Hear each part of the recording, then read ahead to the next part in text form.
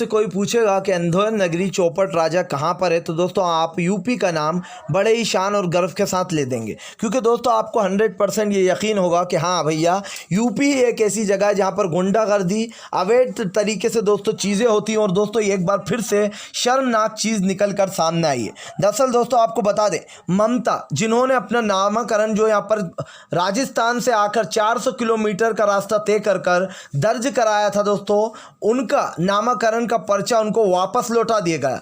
ये कहकर दोस्तों कि ममता चुनाव नहीं लड़ेंगी, उन्होंने अपना पर्चा वापस ले लिया। जबकि दोस्तों राजस्थान से ममता जो है वो चीख चीख कर ये कह रही थी कि फिलहाल ये सब कुछ योगी करवा रहा है। जी हाँ, सब कुछ दोस्तों योगी की प्लानिंग है कि कैसे समाजवादी पार्टी के लोगों को पर्चा नामाकरण ही दाखिल ना करने दें, उनके पर्चे वापस करा दी जाएं, जिसके चलते दोस्तों वो चुनाव ही ना लड़ पाए। और दोस्तों ये साफ दिखाई दे रहा है कि फिलहाल जिस तरीके से ये हरकतें हो रही हैं, जिस तरीके से दोस्तों योगी के राज में ये जंगल राज चलाया जा रहा है, आप भी दोस्तों कहेंगे कि वाकई में लोकतंत्र की हत्या हो चुकी है। अगर कोई आपसे पूछे दोस्तों कि कोई एक ऐसी जगह बताओ जहां पर कानून व्यवस्था 0 बटा सन्नाटा है, जहां पर लोग बेखौफ होकर मर्डर कर देते हैं, बेखौफ होकर रेप कर देते हैं, तो दोस्तों आपकी ज़ुबान पर सबसे पहला नाम आएगा उत्तर प्रदेश, जहां पर योगी का जंगल राज है। कहाँ गए वो प्रधानमंत्री नरेंद्र मोदी जो तेजस्वी यादव को जो है दोस्तों जंगल का युवराज बता रहे थे? जी हाँ, अब वो योगी के बारे में क्या कहेंगे? जिस तरीके से एक एक कर दोस्तों लोकतंत्र की हत्या की जा रही है, लोगों को उनके नामाकरण दाखिल नहीं करने दिए जा रहे हैं दोस्तों, इस तरीके से तो ये विधानसभा चुनाव में भी दोस्तों बड़े पैमाने पर घोटाले करेंगे।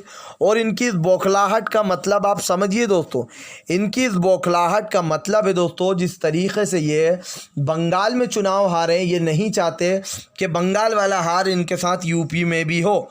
और इसीलिए दोस्तों भारतीय जनता पार्टी पूरी तरीके से जुट गई है कि अब लोगों के नामाकरण ही मत होने दो, जिससे कि वो चुनाव ही न लड़ पाएँ।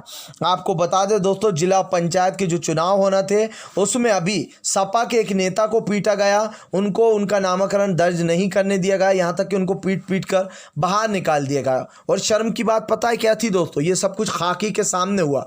पुलिस दोस्तों वहाँ पर मूर्ख दर्शक बनकर देखती रही और बीजेपी के नेता, सपा के नेता को पीटते रहे और उनका पर्चा भी उन्हें दाखिल नहीं करने दिया। सवाल ये उठते हैं दोस्तों, क्या आज सारे अधिकारियों का ज़मीर मर चुका है? क्या आज पुलिस जो है दोस्तों अपना काम छोड़कर सिर्फ बीजेपी की दलाली में लग गई है? क्या खाकी को ये दिखाई नहीं दे रहा था उस वक़्त कि कैसे सपा को नेता को पीटा जा रहा है और बीजेपी खड़े होकर ये देखती रही, बीजेपी के नेता पीटते रहे, पुलिस ये खड़ी होकर देखती रही।